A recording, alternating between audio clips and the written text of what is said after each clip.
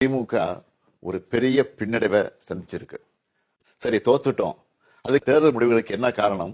அது காரணம் என்ன? காரணம் நான் சொல்லவா?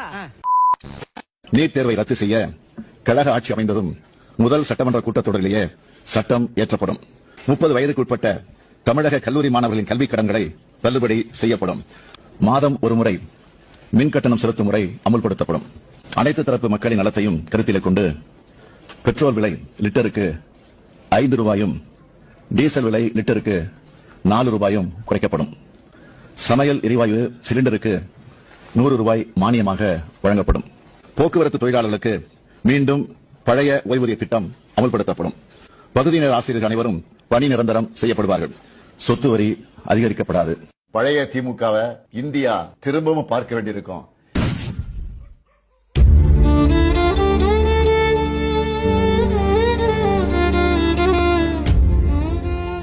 நம்முடைய தலைவர் தலைமையிலான ஆட்சி அமையும். அப்போ தமிழ்நாட்டில் நீட் இருக்காது.